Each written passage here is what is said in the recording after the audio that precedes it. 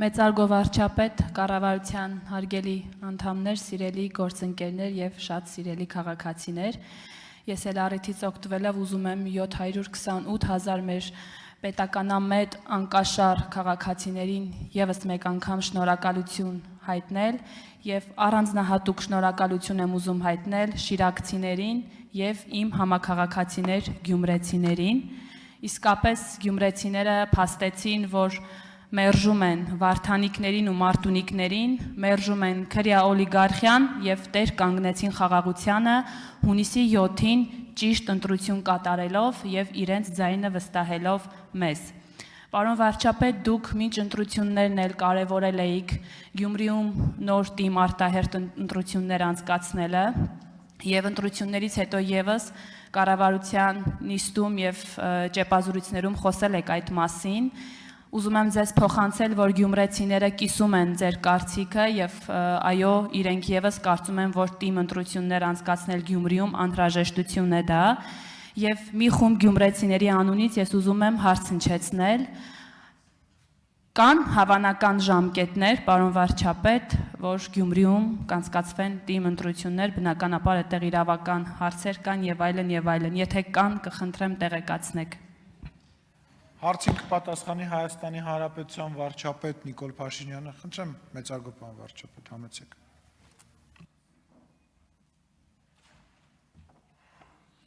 Շնորհակալ եմ հարցի համար, ես կարծում եմ, որ գյումրեցիները առաջին հերթին իրենց քվեարկությամբ են արտահայտել իրենց մոտեցում այդ հարցի վերաբերյալ եւ ելի եմ ասում, մենք միշտ նաեւ քվեարկության արդյունքները դիտարկելիս պետք է ընտրակաշառքի փաստը հաշվի առնենք, այսինքն նույնիսկ առանց դրա գյումրեցիների մեծամասնությունը այդ օրակարգին ասել է այո եւ մեր քաղաքական հանձնառությունն է այդ օրակարգը տեղ հասցնել։ Հիմա մենք աշխատում ենք եւ քննարկում ենք, մշակում ենք կոնկրետ սցենարներ եւ այդ սցենարներով կառաջնորդվենք եւ դա իհարկե կդառնա հրապարակային։ Հիմա ժամկետներ չեմ կարող ասել, խորհրդարանը կձևավորվի, կառավարությունը նոր կձևավորվի եւ դրանից հետո արդեն, բայց կարող եմ մի բան ասել, որ այսօրվանից արդեն մենք ինչ որ գյումրեցիներին խոստացել ենք, ես տարածքային կառավարման եւ ենթակառուցվածքների նախարարին հանձնարարել եմ, հենց մեր Գյումրի այցելության հաջորդ օրը ըստ էության։ Հիմա ճիշտ է այն կտորներում ենք աշխատում, որտեղ միջպետական ճանապարհի կամ հանրապետական ճանապարհի նշանակություններ ունեն, նաեւ քաղաքային փողոցներ։ Այսինքն մենք այսօր Գյումրիում աշխատանքներ անկախ ամեն ինչից, ես ասել եմ Գյումրիի վիճակի հետ կապված, ես անձնական պատասխանատվություն եմ ստանձնում, գյումրեցիների առաջ ստանձնում եմ անձնական պատասխանատվություն։ Մենք այդ աշխատանքները արդեն անում ենք եւ շարունակելու ենք, մյուս հարցերը լրացուցիչ կպարզաբանենք։ Շնորհակալություն, եւս մեկ անգամ հիշեցնենք, որ հունիսի 7-ին Գյումրիում քաղաքացիական պայմանագիր կուսակցությունը ստացել է 50 եւ ավել տոկոս մեր քաղաքացիների ձայները, ինչի համար եւս մեկ անգամ շնորհակալություն եմ հայտնում գիտակից գյումրեցիներին եւ ուզում եմ հիշեցնել մեր շատ սիրելի համաքաղաքացիներին, որ այն աշխատանքները, որոնք այսօր հայրաքաղաքում կատարվում են բացառապես կառավարության ուղիղ միջամտությամբ։ Շնորհակալ եմ։ Շնորհակալություն։ Հաջորդ հարցի համար Մարիա Կարապետյան, համեցեք Տիկին Կարապետյան։ Շնորհակալ եմ մեծարգո նախագահ, մեծարգո վարչապետ, հարցս ուղղում եմ ձեզ։ Անցած տարի գարնանը, երբ մենք հայտարարեցինք Ադրբեջանի հետ, որ բանակցությունները ավարտված են, այդ դրվագից հետո եւ հատկապես օգոստոսի 8-ից հետո, երբ մեր ընդդիմադիրներին հարց էր տրվում, թե իրենք ինչով են բացատրում այն, որ մեր սահմանին չկան կրակոցներ, ինչ որ պահից նաև եւ դրանից էլ ավելի վաղ նաև չկան զոհեր, որ Ադրբեջանի խոսույթը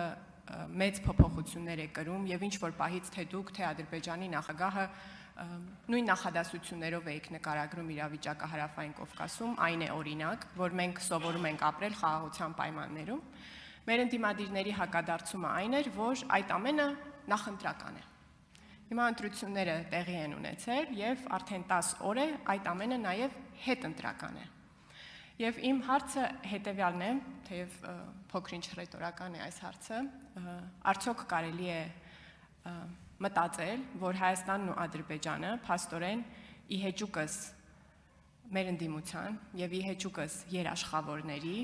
կարող է 1000-ամյակ պահպանեն խաղաղությունը հարավային Կովկասում։ Ինչու եմ այսպես ասում, որովհետև այդ նախընտրական փուլում մեր ընդդիմադիրները նաև ասում են, որ մենք առանց երաշխավորների ըստ էության կորած ենք հարավային Կովկասում։ Էլի 10 օր է անցել եւ ոչ մի բան տեղի չի ունեցել։ Սրանի պատասխան խորհրդարանի խոսնակը ասել էր, որ Հայաստանն ու Ադրբեջանն են միմյանց խաղաղության երաշխավորը, եւ ընդդիմադիրները այս նախադասության միայն մի հատվածը մեջ բերելով էլի փորձում էին այդտեղ խոցելիություն գտնել։ Այնինչ ես կարծում եմ, որ սա այն մեծ ռազմավարական գործարքի մաս է կազմում, որի մասին նաև խոսել եք դուք։ Հետևաբար ուզում եմ ձեզ խնդրել արտահայտել ձեր դիրքորոշումը սրա նկատմամբ եւ նաեւ Հայաստան-Ադրբեջան խաղաղության գործընթացի հաջորդ քայլերի շուրջ ինչ է ուրվագծվում։ Շնորհակալ եմ։ Հարցին կպատասխանի Հայաստանի Հանրապետության վարչապետ Նիկոլ Փաշինյանը, համեցեք պարոն վարչապետ։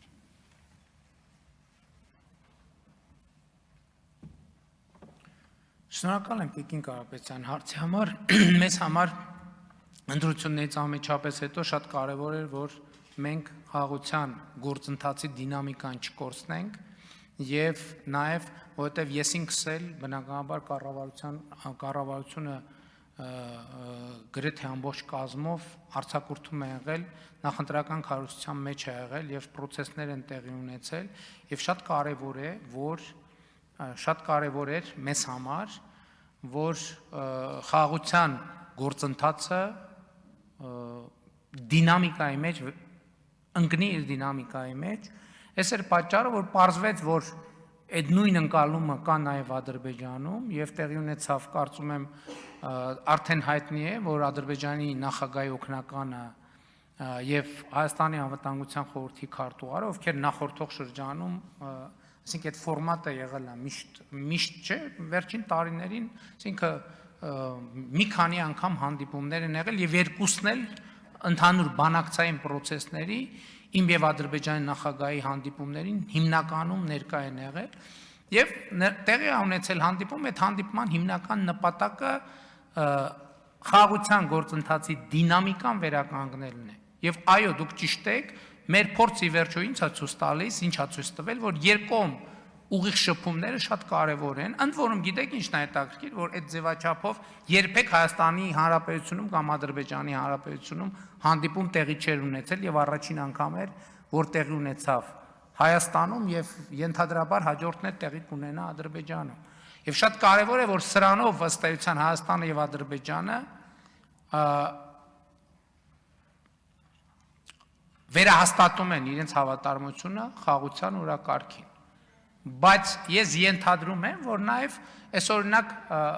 հարց կարա ծագի, չէ՞, Հայաստանի Հանրապետությունում օրինակ 100,000-ավոր քաղաքացիներ համարում են, որ Հայաստանը 29,743 քառակուսի կիլոմետրով պիտի բավարարվի, թե չպիտի բավարարվի, այսինքն այդքան 100,000-ավոր այդպիսի մարդիկ կա։ Ես պիտի ասեմ, որ չկան այդքան մարդիկ, չկան, այդքան ընտրակաշարք կա, ցավոք սրտի, այդքան մարդիկ, որ այդպես մտածում են, ես թույլ տվեք ասել, որ չկան։ Ու սա շատ էական հանգամանք է, եւ ես կարևոր եմ համարում, որ Հայաստանի կառավարությունը եւ խորհրդարանական մեծամասնությունը վերահաստատի իր հավատարմությունը եւ մենք վերահաստատել ենք մեր հավատարմությունը խաղաղության, ես դրա համար եմ ասում, սպառնալիքը տեղ է։ Այսինքն մարդիկ ովքեր, այսինքն այնքան մարդիկ կան, որ վերանայում են, որ այս վատ խաղաղությունա պետքա բան անել, հա, ուժով խաղաղություն բերել, այդքան մարդ կա Հայաստանի Հանրապետությունում տենց մտածող։ Ես կարծում եմ, որ ոչ։ Ստեղ է, որ սպառնալիքը առաջացած, ես սրա համար եմ ասում։ Խնդիրը ինչ է, ով քանի մանդատ կունենա։ Խնդիրն այն է, որ այդ թվերը արտահայտում են Հայաստանի տրամադրություններ, չեն արտահայտում, որովհետև այդ մարդիկ ասում են, բանը, ասում են ընտրությունները կեղծվել են։ Ոնց ընտրությունները կեղծվել են ու այս դատարկա այս տեղերը։ Տենց բան դուք պատկերացնում եք, ընտրությունները կեղծել են եւ դատարկա այս տեղերը, եւ հանրապետության խորհրդանում այդ հարցը չի քննարկվում։ Ընտրությունները տեղ են բան է եւ ասենք բանին այն մարդուն, որ 2013 թվականից մինչև մի հացադուլա անում, ուրիշ երկրի նախագահի մայք են հագցնում, են տանում ընդեղ, ասում դու այստեղ հացադուլա արա, մենք գնացինք խաշ ուտելու։ Ընտրությունները կեղծվել են եւ հանրապետության հրապարակները դատարկ են, այդ ում ձայնն է կեղծվել։ Ում ձայնն է կեղծվել եւ ոնց տենց բան հնարավոր է։ Ում ձայնն է կեղծվել, որ հիմի տանը հազար ներողություն, ես խոսում եմ լիդերների մասին։ Ձեր հետևորդների ձայնը կեղծվել, դուք տանը վերընկած եք։ Քաբաբ եք ուտում։ Հա, ու բանը, ձայները կեղծված են հաջորդ օրը օդանավակայանում եք հայտնվում։ Մենք ընդդիմադիր չենք եղել, ձայները որ կեղծված են եղել, մենք հաջորդ օրը չամադաններս հավաքած օդանավակայանում ենք եղել։ Ում ձայնն է կեղծված, ասում եմ, դուրս եկեք հրապարակներ, ում ձայնը կեղծված է։ Դուրս եկեք հրապարակներ։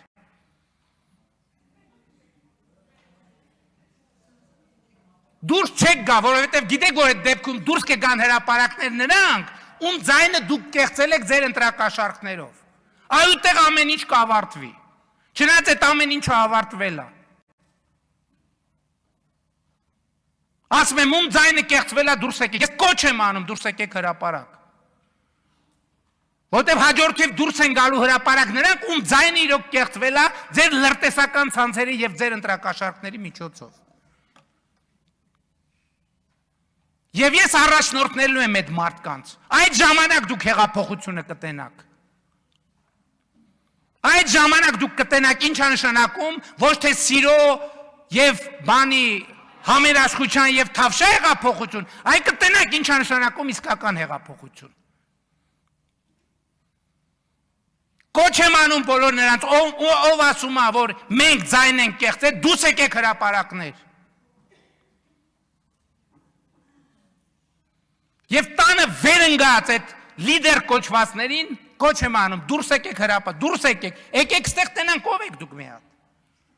Եկեք ստեղ, ինչի է ձեր նստատեղերը դատարկ։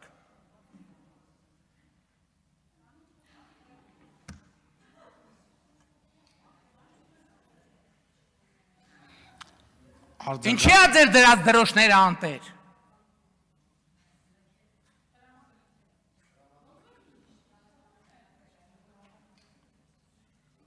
Ինչու մասներ հարցը։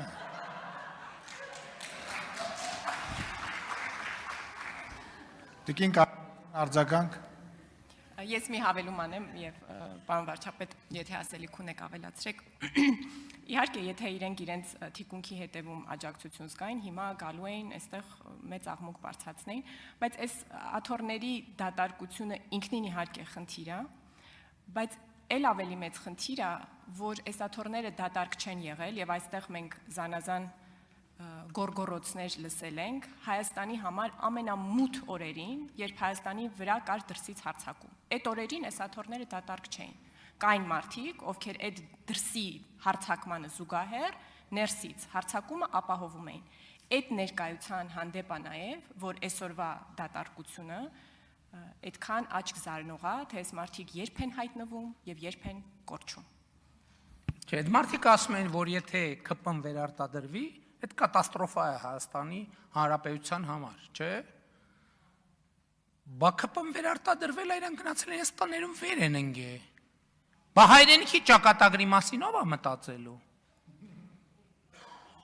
Ով է մտածելու։ Ասում եմ, այն մարդուն, որ 2013 թվականից է հացադուլա անում, իմ գործընկերոջ նկարով մայք են հագցրել են, ասել են դու ստեղ հացադուլարա, իրանք գնացել են բան։ Սա ու որը մեկը պտտվի լեզուն ասի, որ ԿՊ-ն ընտրությունների արդյունք է կեղծել, ղալաթ է կարել, ղալաթ է կարել։ Ասում եմ, ում ձայնը կեղծվել է, թող դուրս գա հրապարակ։ Այդ դրանից հետո դուրս կգան հրապարակ նրանք, ում ձայնը դուք ձեր ընտրակաշառքով կեղծել եք, եւ այդ ժամանակ դուք կտեսնեք, ոչ մենք կտեսնենք, այլ կզգաք հեղափոխությունը։ Շնորհակալ եմ։